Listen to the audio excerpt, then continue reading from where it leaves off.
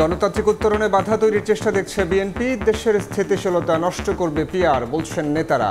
আনুপাতিক পদ্ধতি সহ 5 দফা আদায়ে জামায়াতের কর্মসূচি ঘোষণা। নির্বাচন ঘিরে দেশকে অস্থিতিশীল করার চেষ্টা দেখছে আইন শৃঙ্খলা বাহিনী। ভোটের পরিবেশ ঠিক রাখতে আইনের আওতায় আসছে দাগী অপরাধীরা। গুজব ঠেকাতে তৎপর সব সংস্থা। নিরাপত্তার চাদরে ঢাকা খাগড়াছড়ি, এখনও থমথমে জনপদ। মোড়ে মোড়ে টহল। অন্য 2 পার্বত্য জেলায় অস্থিরতা তৈরির চেষ্টা অব্যাহত। সবাইকে সতর্ক থাকার আহ্বান সেনাবাহিনীর। 4 ব্যাংক থেকে 1,78,000 কোটি টাকা লুট এস আলম গ্রুপের। মূল হোতাকে ধরতে ইন্টারপোলে চিঠি দেবে দুদক।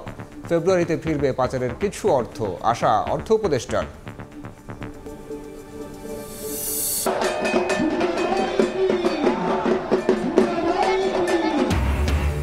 শারদীয় দুর্গোৎসবের অষ্টমী তিথিতে কুমারী পূজায় নারী শক্তির বন্দনা। ঢাকের বাজনা, শঙ্খের সুরে দেবীর আরাধনা। মণ্ডপে মণ্ডপে ভক্তদের অঞ্জলি।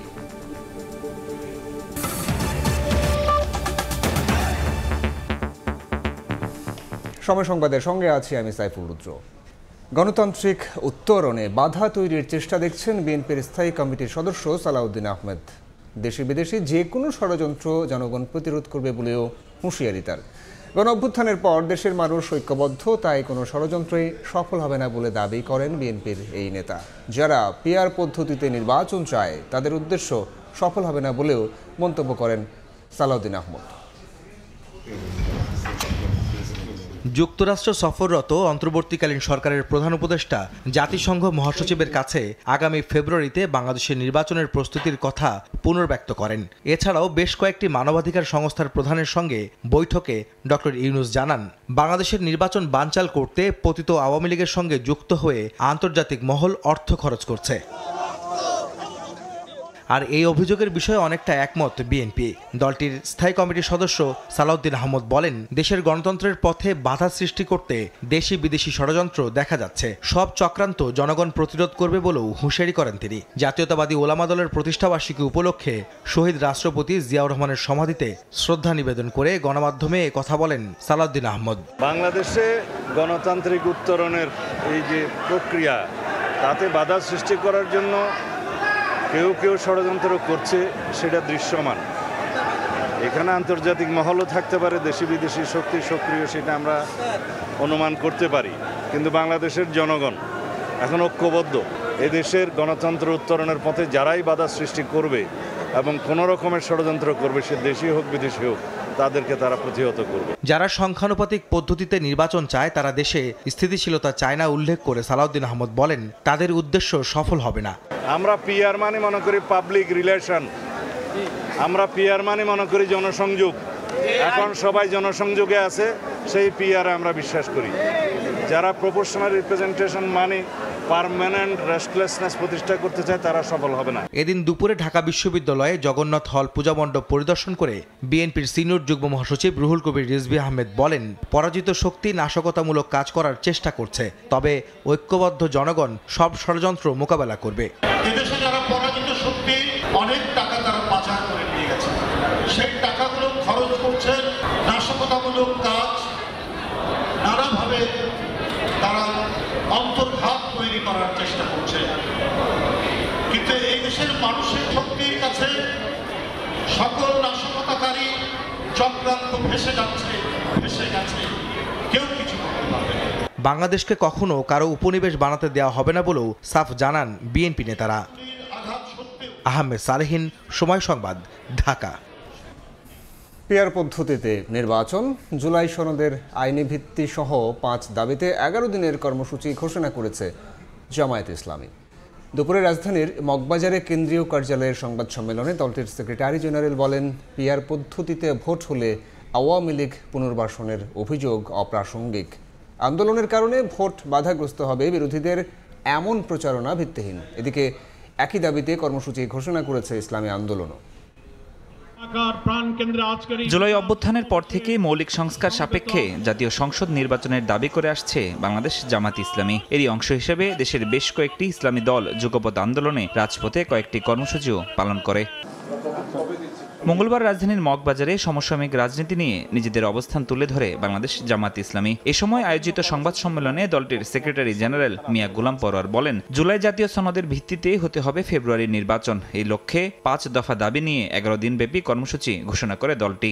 বর্তমান সরকারের উচিত অবিলম্বে জনগণের 5 দফা মেনে নিয়ে জুলাই জাতীয় সনদের ভিত্তিতে আগামী ফেব্রুয়ারিতে ত্রয়োদশ জাতীয় সংসদ নির্বাচনের আয়োজন করা। সরকার যদি জনগণের যৌক্তিক দাবি উপেক্ষা করে এবং বিদ্যমান সমস্যার দ্রুত সমাধান না করে, তাহলে দেশের জনগণ তাদের ন্যায্য দাবি আদায়ের জন্যে রাজপথে আন্দোলন অব্যাহত রাখতে বাধ্য হবে। সংবাদ সম্মেলনে হুঁশিয়ার উচ্চারণ করে বলা হয় যে আকাঙ্ক্ষাকে সামনে রেখে জুলাই আন্দোলন হয়েছিল, সেই আকাঙ্ক্ষার ভিত্তিতে পরিচালিত হবে বাংলাদেশ। অন্যথায় জনগণকে সঙ্গে নিয়ে রাজপথে আন্দোলন চালিয়ে যাবে বাংলাদেশ জামাত ইসলামী। আমরা তো কোনো দলের দিকে তাকিয়ে পিয়ারের দাবি করিনি। আমরা 90-91টি দেশে পৃথিবীতে পিয়ার পদ্ধতি চালু আছে।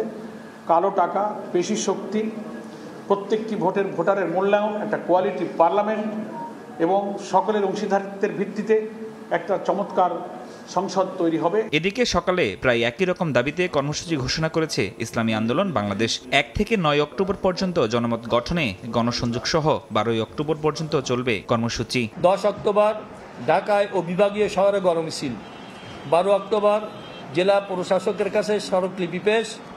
দেশের অন্যতম প্রধান হিন্দু ধর্মাবলম্বীদের দুর্গা উৎসবের কারণে প্রথম দিকে রাজপথের কোনো কর্মসূচি দেখা হয় নাই। জুলাই সনদ বাস্তবায়নের উপর জোর দিয়ে মাঠে থাকার ঘোষণা দিয়েছে ইসলামী দলগুলো। ফরহাদুর রহমান, সময় সংবাদ, ঢাকা। রাজধানীর ঢাকেশ্বরী মন্দির পরিদর্শনে এসে কথা বলছেন স্বরাষ্ট্র উপদেষ্টা জাহাঙ্গীর আলম চৌধুরী। সরাসরি যাচ্ছে সেখানে। দিন রাতই এটা আপনাদের বিভিন্ন কাজে সহায়তা করতেছেন এবং এটার আইন শৃঙ্খলা যেন ঠিক থাকে এটা সহায়তা করে যাচ্ছেন। তবে আপনারা জানেন যে চিটাগাঙে স্পেশালি খাগড়াছড়ি এবং গুইমারার একটা ঘটনা ঘটছে। এই ঘটনাটা ঘটার উদ্দেশ্য ছিল যেন এই পূজাটা শান্তিপূর্ণভাবে যেন না হতে পারে। কিছু সংখ্যক সন্ত্রাসী চেষ্টা করছিল যেন এই পূজাটা ভালোভাবে না হয়, কিন্তু সেই সন্ত্রাসীদের যে কর্মকাণ্ড এটা কিন্তু প্রতিহত করে দেওয়া হয়েছে এবং পাহাড়েও পূজা ভালোভাবে হচ্ছে। এই সন্ত্রাসীদের থেকে আপনারা সবাই চেষ্টা করবেন আমাদের এই পূজাটা যেন ভালোভাবে হতে পারে। সন্ত্রাসীরা কিন্তু সব জায়গায় চেষ্টা করবে এবং সন্ত্রাসীদের কিছু মদতদাতা রয়ে গেছে, এরা দেশে বাইরে থেকেও মদতদাতা রয়ে গেছেন। এই মদতদাতাদের থেকেও আপনারা তাদের যে একটা খারাপ ইচ্ছা এটা আপনারা কিন্তু দূর করে দিতে পারবেন। আর আপনারা সাংবাদিক ভাইয়েরা আপনারা সব সময় সত্যি সংবাদ প্রচার করেন, সত্যি সংবাদ প্রচার করবেন, যেন কেউ যদি কোনো অসত্য সংবাদ দেয় ওটা যেন কি বলে বন্ধ হয়ে যায় তার, আর ওটা যেন তারা প্রকাশও করতে না পারে, যাচাই না করে যেন প্রকাশ। আর কোনো কিছু সংবাদ ভাইয়েরা বলছে যাচাই না করে আপনারা দিবেন না। একটা কিন্তু নতুন অ্যাপও করা হয়েছে, আপনাকে যদি কোনো কিছু থাকে ভাইদের সাথে আসতে, ভাইরাও কিন্তু অ্যাপের সাথে সম্পৃক্ত, তারা আপনাদের সঠিক সংবাদটা দিতে পারবে।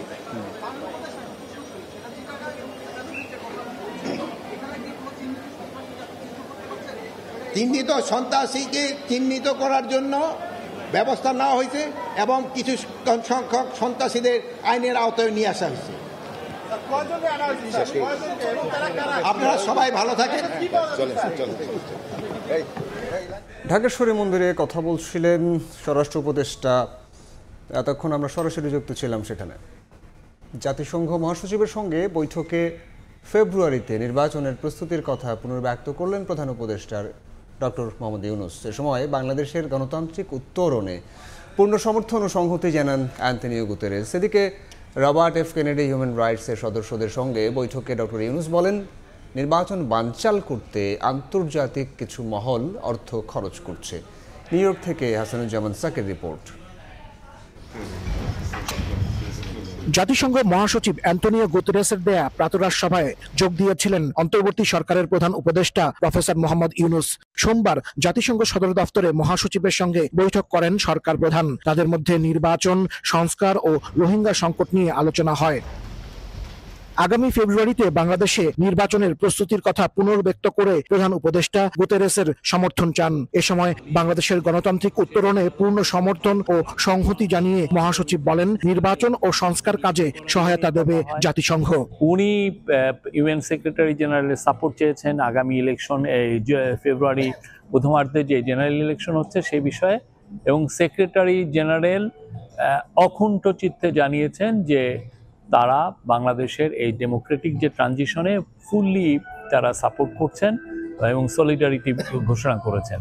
এর আগে সকালে Robert F Kennedy, human rights এর প্রেসিডেন্ট ক্যারি কেনেডি সহ প্রধান উপদেষ্টার সঙ্গে সাক্ষাৎ করেন বিভিন্ন মানবাধিকার সংস্থার প্রধান। এ সময় আওয়ামী লীগ আমলে পাচার হওয়া অর্থ ফেরত আনতে মানবাধিকার সংস্থাগুলোর সহযোগিতা চান ডক্টর ইউনূস। বলেন, নির্বাচন বানচাল করতে আন্তর্জাতিক মহল অর্থ বিনিয়োগ করছে। পতিত স্বৈরাচার, তার দোসরগুলো এবং তাদের সাথে অ্যালাইড যারা ইন্টারন্যাশনাল ফোর্সেস আছে তারা মিলে একটা মানে খুবই ওয়েল অর্কেস্ট্রেটেড মুভ, যে এই ইলেকশনটাকে কিভাবে বানচাল করা যায়, এই ইলেকশনকে কিভাবে প্রশ্নবিদ্ধ করা যায়, এই বিষয়ে চিফ অ্যাডভাইজার সমস্ত ইন্টারন্যাশনাল যাদের সাথে বসেন তাদেরকেও এটা জানাচ্ছেন। এদিন জাতিসংঘের under secretary general rabab Fatima, Myanmar বিষয়ক বিশেষ দূত জুলি বিশপ, ইউনিসেফের নির্বাহী পরিচালক ক্যাথরিন রাসেল এবং ইউএনএইচসিআর এর হাই কমিশনার ফিলিপ্পো গ্র্যান্ডি প্রধান উপদেষ্টার সঙ্গে সৌজন্য সাক্ষাৎ করেন।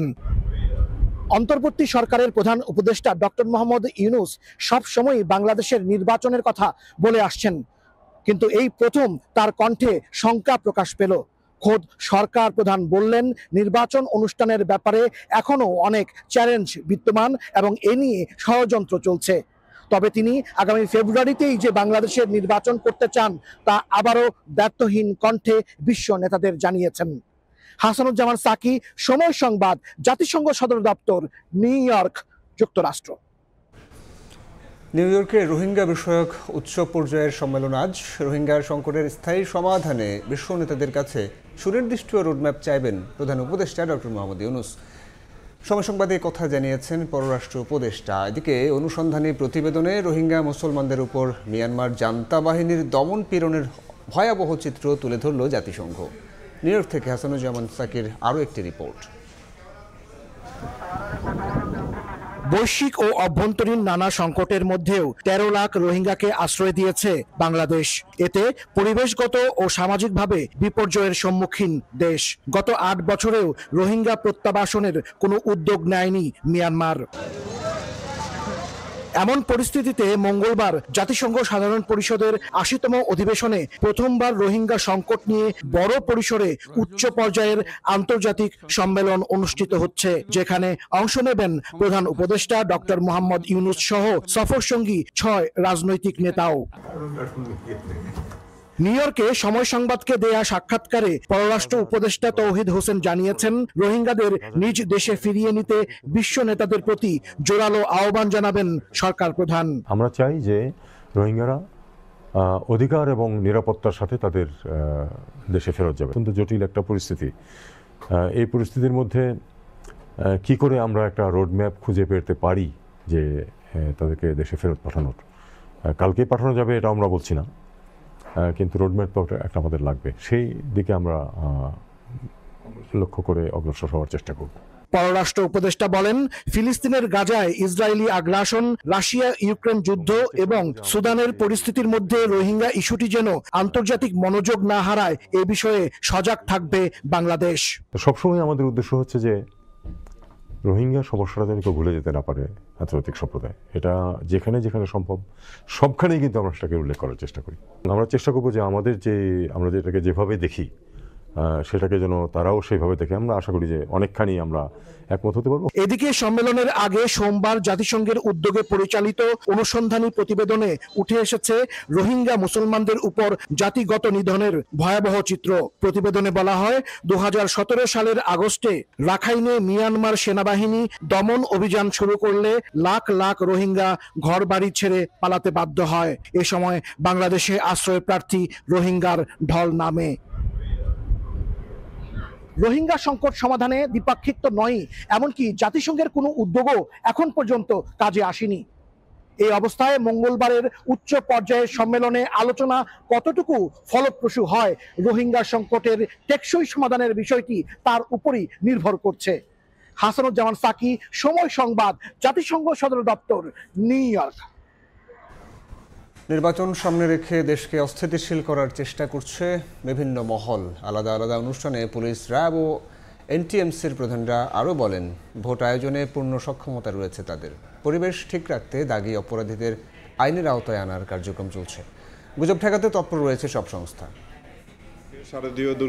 নির্বাচন যত এগিয়ে আসছে ততই জোরালো হচ্ছে নিরাপত্তা ব্যবস্থা নিয়ে আলোচনা। বিভিন্ন পরিকল্পনা তুলে ধরছে আইন শৃঙ্খলা ও নজরদারি কার্যক্রমে জড়িত সব সংস্থাও। আইন শৃঙ্খলা পরিস্থিতি, র্যাব মহাপরিচালক জানান, অস্থিতিশীলতা তৈরির পথ বন্ধ করে নির্বাচনী পরিবেশ ঠিক রাখতে অপরাধীদের আইনের আওতায় আনতে কঠোর অবস্থানে রয়েছে তার বাহিনী। ফেব্রুয়ারির প্রথমার্ধে যে জাতীয় নির্বাচন হবে, সেই নির্বাচন করার জন্য যে রকম আইন শৃঙ্খলা পরিবেশ দরকার, সেরকম আইন শৃঙ্খলার একটি পরিবেশ আমরা তৈরি করতে সক্ষম হব। এই জন্য আমরা আইন শৃঙ্খলা রক্ষাকারী বাহিনীর সকল সদস্য এবং র্যাব তো অবশ্যই আমরা কাজ করে যাচ্ছি এবং আমরা আশাবাদী যে আমরা এই সময়ের মধ্যে সুন্দর একটি পরিবেশ তৈরি করতে পারব। খাগড়াছড়িতে সংঘবদ্ধ ধর্ষণের অভিযোগ পাওয়ার আধ ঘন্টার মধ্যে মূল অভিযুক্তকে গ্রেফতার করা হলেও কেন অস্থিতিশীল পরিস্থিতি তৈরি করা হলো এই প্রশ্ন তুলে পুলিশ প্রধান বলেন, নির্বাচন সামনে রেখে জল ঘোলা করার চেষ্টা করছে বিভিন্ন মহল।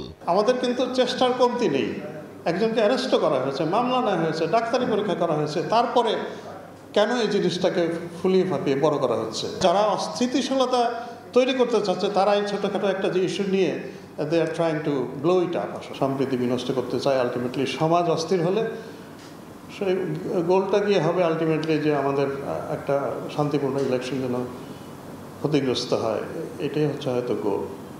আমরা সজাগ আছি। দুর্গাপূজার নিরাপত্তা ও পরিবেশ মনিটরিং করতে অ্যাপ উদ্বোধনের অনুষ্ঠানে এনটিএমসিএ পরিচালক বলেন, দেশকে অস্থিতিশীল করতে চেষ্টা করছে একটি মহল। গুজব ঠেকাতে তৎপর রয়েছে আইন শৃঙ্খলা বাহিনী। আমরা প্রত্যেকটা ঘটনার ফ্যাক্ট চেক করছি এবং আমাদের মতো এরকম ফ্যাক্ট চেক এরপর আর কিছু নাই, কারণ যেহেতু আমাদের লোক গ্রাউন্ডে আছে, সে ওখানে হাজির আছেন।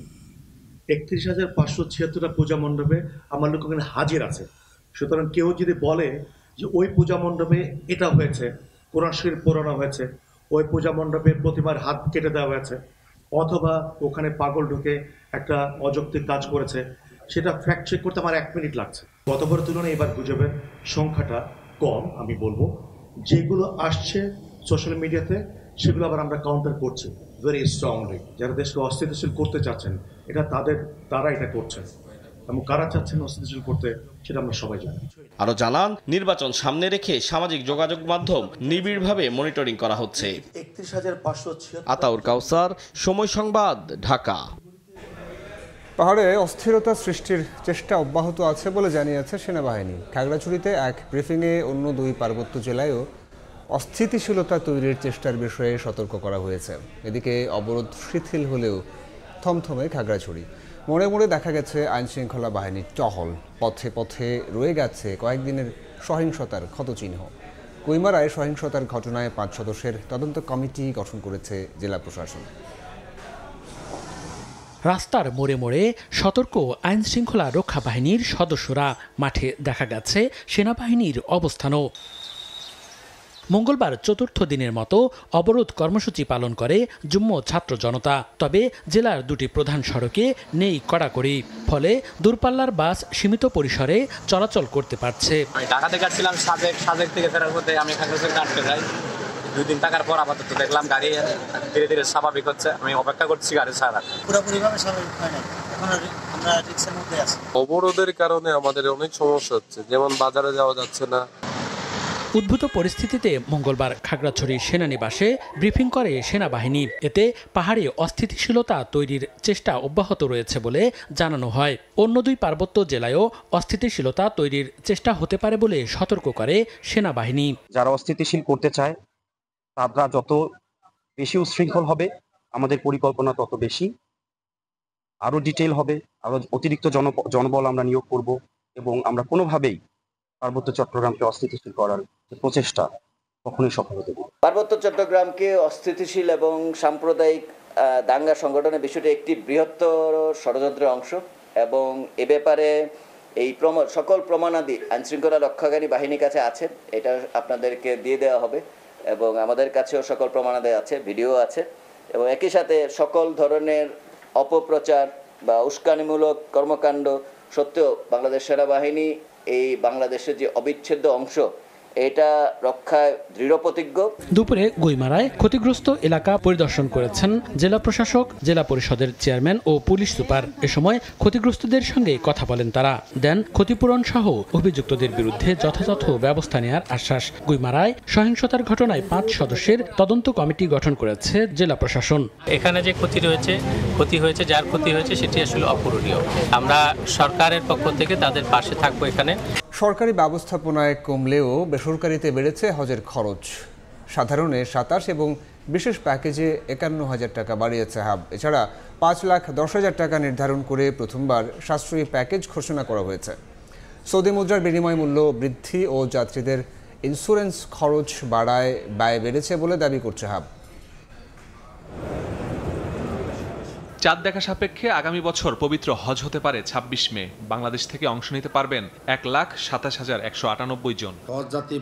হজ উপলক্ষে রাজধানীর একটি হোটেলে সংবাদ সম্মেলনের আয়োজন করে Hajj agencies association of Bangladesh HAAB. বেসরকারি ব্যবস্থাপনায় ঘোষণা করা হয় 3টি প্যাকেজ। বিগত বছরের ব্যয়ের ধারাবাহিকতা 51,000 টাকা বাড়িয়ে বিশেষ হজ প্যাকেজ 7.5 লাখ টাকা এবং 27,000 টাকা বাড়িয়ে সাধারণ হজ প্যাকেজ 5.5 লাখ টাকা নির্ধারণ করা হয়। প্রথমবার ঘোষণা করা হয়েছে সাশ্রয়ী প্যাকেজ, ব্যয় হবে 5,10,000 টাকা। বেসরকারি ব্যবস্থাপনা হজ যাত্রীদের জন্য খাওয়া ও কোরবানি সহ 3টি প্যাকেজ। প্রথম বিশেষ হজ প্যাকেজ, যার সর্বমোট মূল্য 7,50,000 টাকা। সাধারণ হজ প্যাকেজ, যার সর্বমোট মূল্য 5,50,000 টাকা। সাশ্রয়ী হজ প্যাকেজ, যার সর্বমোট মূল্য 5,10,000 টাকা নির্ধারণ করা হয়েছে। গত রোববার সরকারি ব্যবস্থাপনায়ও হজ প্যাকেজ ঘোষণা করা হয়। সরকারি বিশেষ হজ প্যাকেজের খরচ 6,90,000 হলেও বেসরকারিতে 60,000 টাকা বেশি। সরকারি ব্যবস্থাপনায় সর্বনিম্ন প্যাকেজের চেয়ে বেসরকারিতে 43,000 টাকা বেশি। গত বছর আপনার কোরবানিটা আলাদা ছিল, এখন 24,000 টাকা এই কোরবানিটা আমরা যোগ করতে হয়েছে। 24,000 টাকা, সেই 24,000 খাবারটা যোগ হয়েছে 24,000 টাকা। যদি আপনি বাদ দেন তাহলে গত বছরের থেকে এটা কম। এজেন্সির মাধ্যমে হজে যেতে প্রতি বছর বিড়ম্বনা তৈরি হলেও হাবের দাবি এবার স্বাচ্ছন্দ্যের হবে হজযাত্রা। মাসুদুর রহমান, সময় সংবাদ, ঢাকা। দুর্গাপূজার আরও খবর জানাতে এই মুহূর্তে রাজধানীর বনানীতে আছেন সহকর্মী তাসনিয়া নিশাত মিম, খুলনায় আবদুল্লাহ আল মামুন রুবেল এবং কলকাতায় আছেন সুব্রত আচার্য। সরাসরি প্রথমে যাচ্ছে মিমের কাছে। মিম, সমারোহে কিন্তু পালিত হচ্ছে হিন্দু সম্প্রদায়ের সবচেয়ে বড় ধর্মীয় উৎসব শারদীয় দুর্গাপূজা। আজ কিন্তু পূজার 3য় দিন অর্থাৎ অষ্টমী চলছে। এই মুহূর্তে আমি উপস্থিত আছি রাজধানীর বনানী পূজা মণ্ডপে। আমরা দেখছি যে ইতোমধ্যেই কিন্তু ঢাকের বাদ্যে মুখরিত চারপাশ। আজ অগ্নি, বায়ু, বস্ত্র, পুষ্প ও মাল্য এই 5 নৈবেদ্যে কিন্তু পূজিত হচ্ছেন দুর্গতি নাশিনী দেবী দুর্গা। নির্জলা উপবাস থেকে সনাতনী নারী, পুরুষ, শিশু, কিশোর, বৃদ্ধ সকলে মিলে দেবীকে পুষ্পাঞ্জলি দিয়েছেন। আজ এরই মধ্যে আমরা যেটি দেখছি এখানে এসে যে এরই মধ্যে কিন্তু শেষ হয়েছে সন্ধি পূজা এবং এই পূজা মণ্ডপটিতে উপস্থিত হয়ে আমরা যেটি দেখতে পাচ্ছি যে এখানে একে একে কিন্তু দর্শনার্থীরা আসছেন। তাদের প্রত্যাশা পৃথিবী থেকে যেন সকল অশুভ শক্তির বিনাশ ঘটে। এবং আমরা যেটি জানি যে আজ কিন্তু দুর্গাপূজার মহা অষ্টমী চলছে এবং এদিনের কিন্তু সবচেয়ে বড় আকর্ষণ কুমারী পূজা। সকালে কিন্তু কুমারী পূজার মাধ্যমেই কিন্তু শুরু হয়েছে এই অষ্টমী তিথির মূল উৎসব। কুমারী বালিকাকে বিশুদ্ধ নারীর রূপে তাকে দেবী জ্ঞানে কিন্তু পূজা করে থাকেন ভক্ত এবং দর্শনার্থীরা। আমরা একটু জানিয়ে রাখি যে বাংলাদেশ পূজা উদযাপন পরিষদ ও মহানগর সার্বজনীন পূজা কমিটির হিসাব অনুযায়ী এবার কিন্তু সারা দেশে 33,355টি মণ্ডপ ও মন্দিরে শারদীয় দুর্গাপূজা অনুষ্ঠিত হচ্ছে এবং গত বছর কিন্তু সারা দেশে 31,461টি দুর্গাপূজা হয়েছিল। সেই হিসেবে কিন্তু আমরা যেটি দেখছি যে এবারে কিন্তু মণ্ডপ এবং মন্দিরের সংখ্যা বেড়েছে, অর্থাৎ এটি বেড়েছে 1,894টি। এবং আমরা যদি একটু ঢাকা মহানগরের দিকে লক্ষ্য লক্ষ্য করি, এখানে কিন্তু এবার 259টি পূজা অনুষ্ঠিত হচ্ছে, যা কিনা গত বছর ছিল মাত্র 252টি, অর্থাৎ 7টি পূজা মণ্ডপ কিন্তু পূজার সংখ্যা কিন্তু এবছর বেড়েছে। আর আইন শৃঙ্খলা রক্ষাকারী বাহিনীর কথা কিন্তু বলতেই হয়। আইন শৃঙ্খলা রক্ষাকারী বাহিনী কিন্তু ব্যাপক নজরদারি রাখছে। আমরা বনানীর এই পূজা মণ্ডপে উপস্থিত হয়ে যেটি দেখতে পেয়েছি যে আইন শৃঙ্খলা রক্ষাকারী বাহিনী পর্যাপ্ত মনিটরিং ও চেকিংয়ের ব্যবস্থা রেখেছেন। তারা প্রতিটি মণ্ডপে স্বেচ্ছাসেবক নিয়োগ করেছেন। সব কিছু মিলে ভক্ত দর্শনার্থীরা আশা করছেন যে যেভাবে অত্যন্ত আড়ম্বরের সাথে এবং অত্যন্ত নিশ্চিদ্র নিরাপত্তার মাধ্যমে এই পূজা মণ্ডপটিতে যে পূজা অনুষ্ঠিত হচ্ছে, এখানকার ভক্ত দর্শনার্থীদের সাথে কথা বলে আমরা যেটি জানতে পেরেছি সেটি হচ্ছে যে তারা প্রত্যাশা করছেন যে কাঁধে কাঁধ মিলিয়ে সবাই মিলেমিশে ভেদাভেদ ভুলে যেন তারা একই সাথে দুর্গতিনাশিনী দেবী দুর্গাকে এবছর বিদায় জানাতে পারেন, এমনটি প্রত্যাশা করছেন তারা। পুজোর আরও খবর জানবো। এই মুহূর্তে আমাদের একজন সহকর্মী উপস্থিত আছেন খুলনায়, আল মামুন রুবেল। আমরা সরাসরি চলে যাচ্ছি তার কাছে। নানা আয়োজনে খুলনায় কিন্তু শারদীয় দুর্গা উৎসবের মহা অষ্টমী পালন করছেন সনাতন ধর্মাবলম্বীরা। সকাল থেকে কিন্তু আমরা দেখছি বিভিন্ন পূজা মণ্ডপ এবং মন্দিরে ভক্তরা ভিড় করছেন। আজ মহা অষ্টমীতে তারা কিন্তু কুমারী পূজা করেছেন, এছাড়া কিন্তু অন্যান্য নানা আয়োজন রয়েছে এবং সময়ের সঙ্গে সঙ্গে কিন্তু এই উৎসব কিন্তু আরো রঙিন হয়ে উঠছে, বর্ণিল আয়োজন হচ্ছে। আমরা যেটি দেখছি, আমরা এই মুহূর্তে রয়েছি খুলনার বড়বাজার ডেল্টা মন্দিরে। এখানে আমরা কিন্তু দেখছি দর্শনার্থীরা আসলে ভিড় করেছেন এবং তারা কিন্তু আসলে এই প্রতিমা দর্শন করছেন এবং দেবী মায়ের কাছে কিন্তু নানা রকম প্রার্থনা করছেন। পাশাপাশি কিন্তু আমরা এখানে দেখছি যে যারা আসছেন তারা কিন্তু অনেকেই পরিবারের সঙ্গে ঘুরতে আসছেন, অনেকে বন্ধুদের সঙ্গে আসছেন এবং তারা এখানে পূজা মণ্ডপ থেকে কিন্তু আসলে প্রসাদ গ্রহণ করছেন।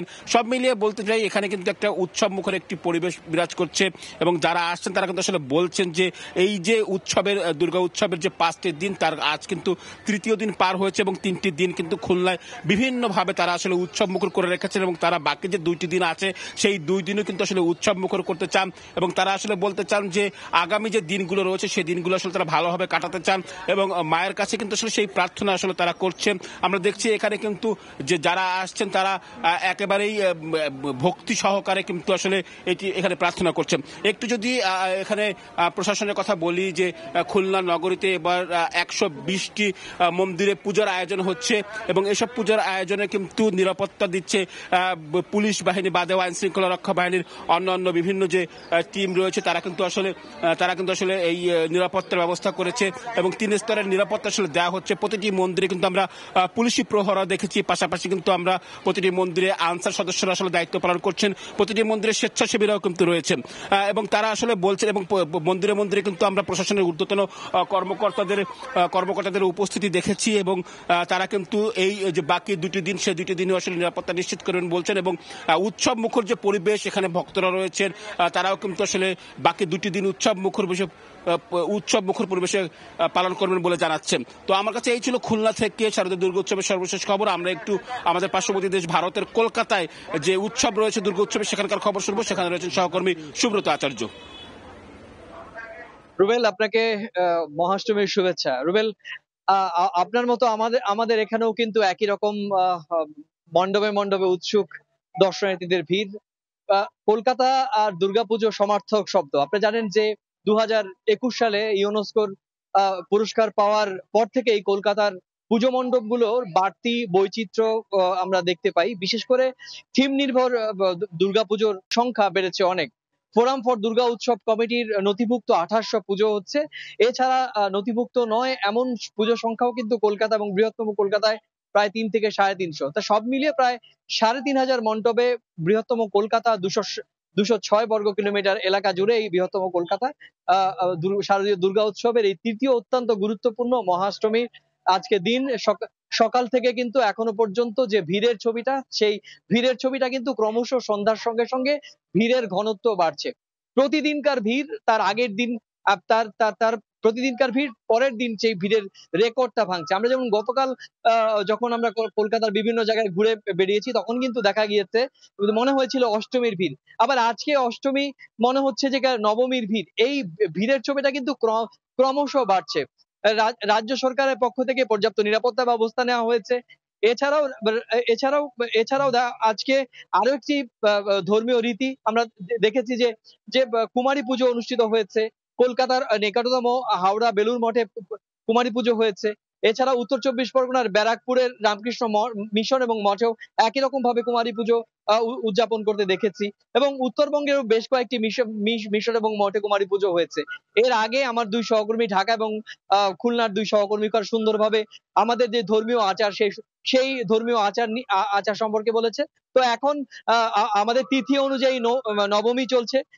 দুপুর ১টার সময় অষ্টমী এবং নবমীর মধ্য লগ্নে যে সময়, সে সময় সন্ধি পূজা হয়ে গেছে। সব মিলিয়ে অষ্টমীর বিকেল গড়িয়ে সন্ধ্যা যতই এগিয়ে আসছে, ভিড়ের ঘনত্ব ততই বাড়ছে। তো এই ছিল আমার কাছে মহাষ্টমীর বিকেলের আগে আমার কাছে থাকা এই সংক্রান্ত সবশেষ তথ্য। সহকর্মী মিম, রুবেল এবং সুব্রত যুক্ত হয়েছিলেন ঢাকার বনানী, খুলনা এবং কলকাতা থেকে জানাচ্ছিলেন দুর্গাপূজার সবশেষ খবরাখবর। দুর্গাপূজা উদযাপনে সরকারি ২ দিন সহ টানা ৪ দিনের ছুটিতে এটিএম বুথে পর্যন্ত টাকা রাখার নির্দেশ দিয়েছে বাংলাদেশ ব্যাংক। একই সঙ্গে আমদানি রফতানি চলমান রাখার স্বার্থে বন্দরের নিকটস্থ শাখা খোলা রাখতে বলা হয়েছে।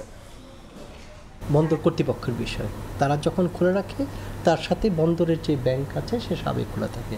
আপনারা দেখে থাকবেন যে এই ভারতের সাথে যে আমাদের স্থল বন্দরগুলো আছে, অনেক স্থল বন্দর কিন্তু সম্পূর্ণ বন্ধ থাকবে, কারণ যেহেতু এটা মানে শারদীয় দুর্গা উৎসব। সাধারণ মানুষের কথা বলি যে আমাদের যে ব্যাংক যেহেতু ৪ দিন বন্ধ থাকবে, অতএব এটিএম বুথ বা সিআরএম বুথ যেগুলো আছে তারা যাতে পর্যাপ্ত অর্থ পায় এবং তাদের যে নিরাপত্তা ইস্যু, এটা নির্দেশনা দেওয়া হোক বা না হোক, তার নিজস্ব স্বার্থেই ব্যাংকগুলো তাদের নিরাপত্তা যাতে নিশ্চিত করে।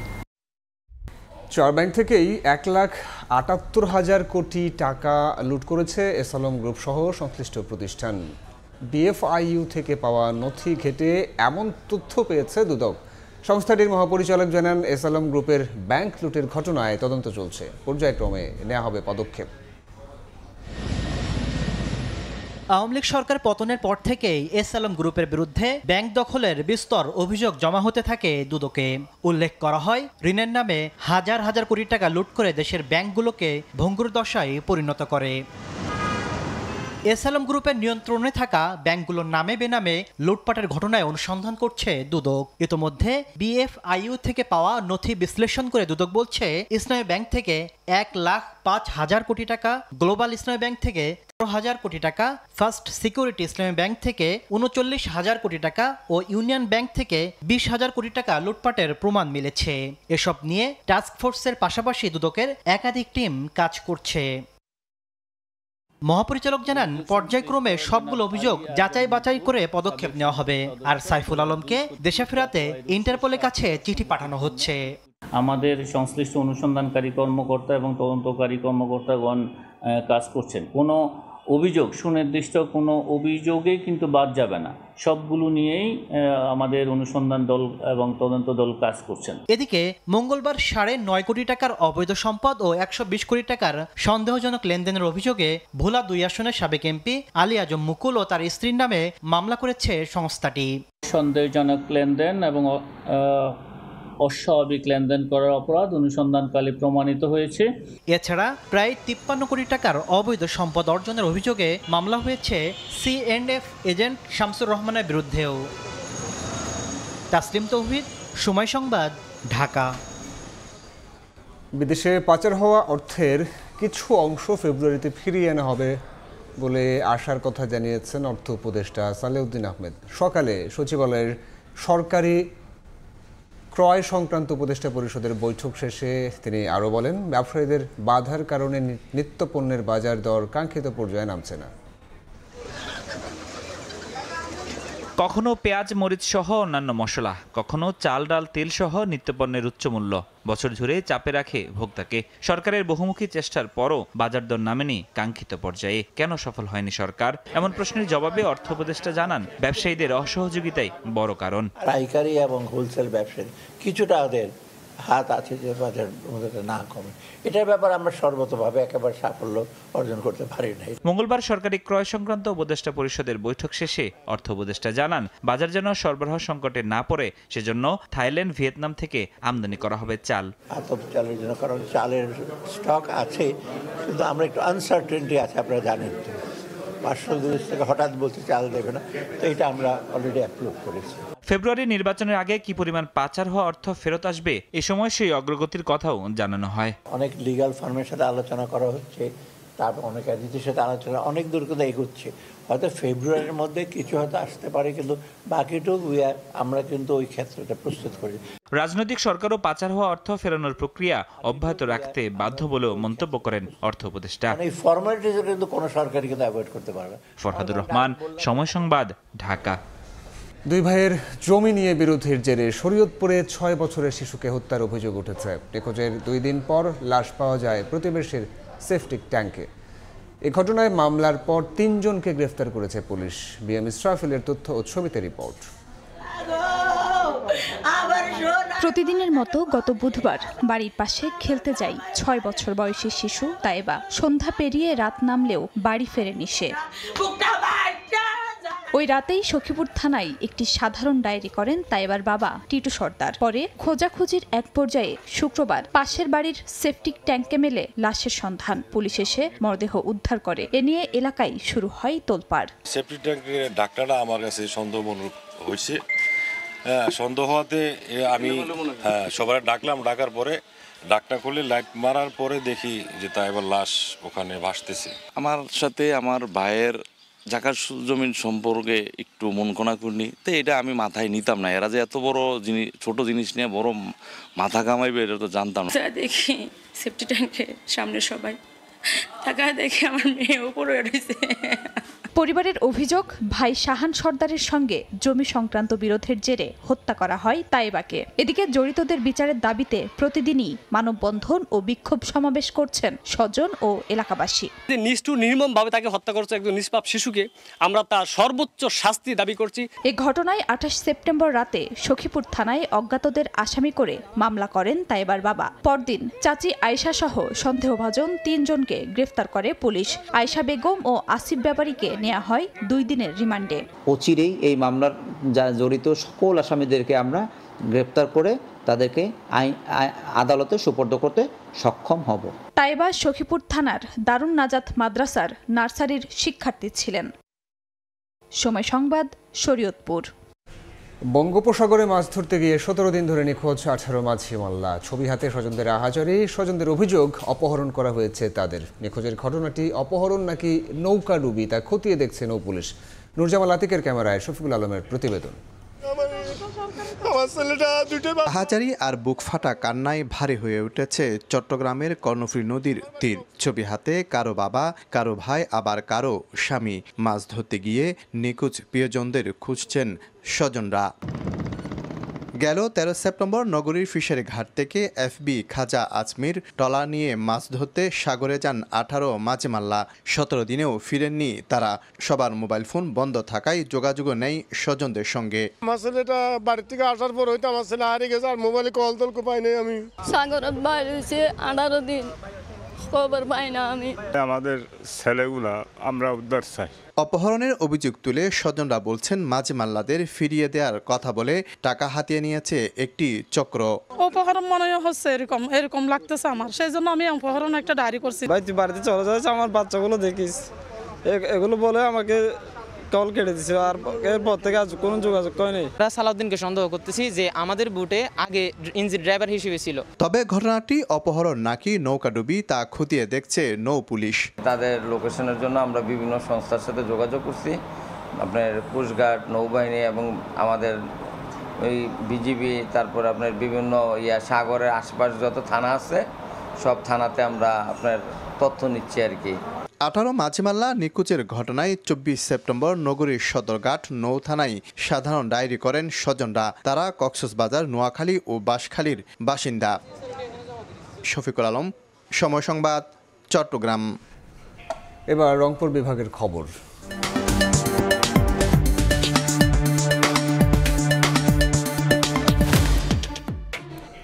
খাদ্য, বাসস্থান ও কর্মসংস্থান সহ নানা সংকটে জর্জরিত রংপুরের ক্ষুদ্র নৃগোষ্ঠীর জীবন জীবিকা।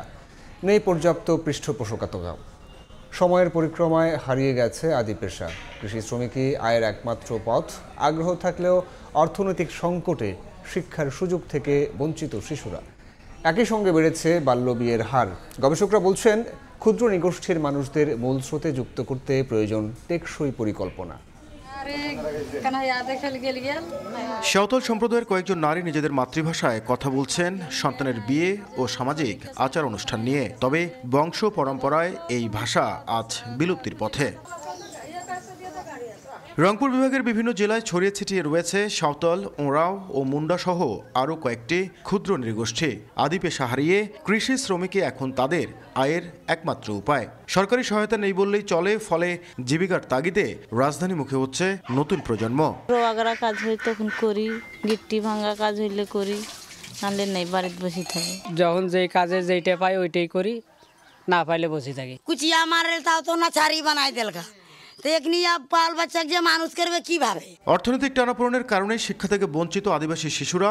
আগ্রহ থাকলেও সামর্থ্য নেই অনেক পরিবারের, ফলে বাড়ছে ঝরে পড়ার হার। পাল্লা দিয়ে বাড়ছে বাল্য বিয়ে। পাড়া প্রতিবেশী মানুষগুলা বলে যে মেয়েটা বড় হয়েছে, বিয়ে দিতেছেন না কেন? মেয়েকে পরে কি করবেন, যায় বলে স্বামীর বাড়ি তিগলে করেন লাগে। আসিয়া বহু লেখালেখি করে নিয়ে যাও, অমুক দিব তমুক দিব, কিন্তু আমরা ওই লেখালেখি সারা শেষ আশাই আসি আমরা দিবে। হাতে করি, পেটে খাই, যা জুটাই যতটুক শক্তি আসলো অতটুক করি। সমাজসেবা অধিদপ্তর বলছে, ক্ষুদ্র নৃগোষ্ঠীর জীবনমান উন্নয়নে কিছু প্রকল্প রয়েছে। তবে গবেষকদের মতে প্রয়োজন টেকসই পরিকল্পনা। বাংলাদেশ জাতীয় সমাজ কল্যাণ পরিষদ থেকে এককালীন আর্থিক সহায়তা দেওয়া হচ্ছে আর কি, অব্যাহত রয়েছে। যেমন গত অর্থ বছরে আমরা 97 জনকে জনপ্রতি 2000 টাকা হারে এককালীন অনুদান দিয়েছি। যে হস্তশিল্প থেকে শুরু করে তাদের ঘরের মধ্যে যে গৃহ কর্মসংস্থানের যে ব্যবস্থাগুলো, সেগুলো যদি করতে পারি, তাহলে এগুলো কিন্তু আমাদের স্থানীয় যে বাজার, সে বাজারকে সমৃদ্ধ করবে। বৈচিত্র্যময় সংস্কৃতির বাহক এই মানুষগুলো শুধু ইতিহাস নয়, সমাজের অংশ। টেকসই উন্নয়ন নিশ্চিত না হলে হারিয়ে যেতে পারে তাদের অস্তিত্ব। ভবিষ্যৎ প্রজন্ম হারাবে তাদের শেকড়, বলছেন সংশ্লিষ্টরা। নাজমুল ইসলাম নিশাদ, সময় সংবাদ, রংপুর। দেখে নেব এখনকার বাতাসের মানসূচক। বায়ুমান বিষয়ক সংস্থা আইকিউএয়ারের সূচক অনুযায়ী বাংলাদেশে এখনকার বাতাসের মান: ঢাকা বিভাগের বায়ুর মান 89, যা সন্তোষজনক। বাতাসের আর্দ্রতা 46%। চট্টগ্রাম বিভাগে বায়ুর মান 69, এটিও সন্তোষজনক। বাতাসের আর্দ্রতা 76। রাজশাহী বিভাগে বায়ুমান 90, যা সন্তোষজনক। আর্দ্রতা 45। সিলেট বিভাগে বায়ুর মান 82, যেটি সন্তোষজনক। বাতাসের আর্দ্রতা 56%। খুলনা বিভাগের বায়ুমান 92, যেটি সন্তোষজনক। বাতাসের আর্দ্রতা 60। বরিশাল বিভাগে বায়ুর মান 76, এটিও সন্তোষজনক। আর্দ্রতা 62। রংপুর বিভাগের বায়ুমান 85, যা সন্তোষজনক। বাতাসের আর্দ্রতা 52। ময়মনসিংহ বিভাগের বায়ুর মান 73, এটিও সন্তোষজনক। বাতাসের আর্দ্রতা 54%। সারা দেশে বায়ুর মান সবচেয়ে ভালো চট্টগ্রামে 69, আর সবচেয়ে খারাপ খুলনায় 92। গাজা যুদ্ধ বন্ধে ওয়াশিংটনের দেয়া 20 দফা শান্তি চুক্তি পরিকল্পনায় সম্মতি জানিয়েছেন ইসরায়েলি প্রধানমন্ত্রী বেনিয়ামিন নেতানিয়াহু। হোয়াইট হাউসে সংবাদ সম্মেলনে বিষয়টি ঘোষণা করেন মার্কিন প্রেসিডেন্ট। পরিকল্পনা অনুযায়ী উপত্যকাটির অন্তর্বর্তী সরকারের প্রধান হবেন ডোনাল্ড ট্রাম্প। হামাস এই প্রস্তাবে রাজি না হলে গাজায় অভিযান চালিয়ে যাওয়ার হুঁশিয়ারি দিয়েছেন নেতানিয়াহু। পরিকল্পনাটি গুরুত্বের সঙ্গে পর্যালোচনা করছে হামাসও। গাজা যুদ্ধ বন্ধে 20 দফা পরিকল্পনার প্রস্তাব দিয়েছে যুক্তরাষ্ট্র। এতে বলা হয়েছে, গাজা অস্থায়ী টেকনোক্র্যাট সরকারের অধীনে চলবে এবং ইসরায়েল অঞ্চলটি দখল বা সংযুক্ত করবে না। কাউকে গাজা ছাড়তে বাধ্য করা হবে না, পুনর্নির্মাণে সহায়তাও দেয়া হবে। পরিকল্পনা মানলে যুদ্ধ তাৎক্ষণিকভাবে থামবে। 72 ঘন্টার মধ্যে সব জিম্মি ফেরত আসবে এবং ইসরায়েল মুক্তি দেবে 2000-এর বেশি ফিলিস্তিনি। স্থানীয় সময় রোববার হোয়াইট হাউসে ইসরায়েলি প্রধানমন্ত্রী বিনিয়ামিন নেতানিয়াহুর সঙ্গে বৈঠকের পর সংবাদ সম্মেলনে প্রেসিডেন্ট ডোনাল্ড ট্রাম্প জানান, পরিকল্পনায় সম্মতি দিয়েছেন নেতানিয়াহু। হামাসকেও প্রস্তাব মেনে নেয়ার আহ্বান জানান তিনি। এ সময় হামাস রাজি না হলে গাজায় অভিযান চালিয়ে যাওয়ার হুঁশিয়ারি দেন নেতানিয়াহু। একই সঙ্গে দোহায় হামলার ঘটনায় কাতারের কাছে দুঃখ প্রকাশ করেন তিনি, যা দুই দেশের সম্পর্কে নতুন করে উষ্ণতার ইঙ্গিত দিচ্ছে। মার্কিন পরিকল্পনাকে গুরুত্ব সহকারে বিবেচনা করা হচ্ছে বলে জানিয়েছে হামাস। তবে রাজনৈতিক বিশ্লেষকরা একে হামাসের আত্মসমর্পণের চাপ হিসেবে দেখছেন। এমন পরিস্থিতির মধ্যেই গাজায় অব্যাহত রয়েছে ইসরায়েলি হামলা। নির্বিচারে বোমাবর্ষণে প্রাণ হারাচ্ছেন সাধারণ ফিলিস্তিনিরা। এর সঙ্গে খাদ্য পানির তীব্র সংকট যোগ হয়ে মানবিক বিপর্যয় আরও গভীর হচ্ছে। নাদিম মারজান, সময় সংবাদ। সময় সংবাদের শীর্ষ সংবাদগুলো জানিয়ে দিচ্ছি আরও একবার। গণতান্ত্রিক উত্তরণে বাধা তৈরির চেষ্টা দেখছে বিএনপি। দেশের স্থিতিশীলতা নষ্ট করবে পিআর, বলছেন নেতারা। 5 দফা আদায়ে জামায়াতের নতুন কর্মসূচি। নির্বাচন ঘিরে দেশকে অস্থিতিশীল করার শঙ্কা আইনশৃঙ্খলা বাহিনীর। ভোটের পরিবেশ ঠিক রাখতে আইনের আওতায় আসছে দাগী অপরাধীরা। গুজব ঠেকাতে তৎপর সব সংস্থা। এবং নিরাপত্তার চাদরে ঢাকা খাগড়াছড়ি, এখনও থমথমে জনপদ। মোড়ে মোড়ে টহল। অন্য 2 পার্বত্য জেলায়ও অস্থিরতা তৈরির চেষ্টা অব্যাহত। সবাইকে সতর্ক থাকার আহ্বান সেনাবাহিনীর। এই ছিল সময় সংবাদে। এরপর বাংলা সময় নিয়ে ফিরছি কিছুক্ষণ পর। সঙ্গে থাকুন সময়।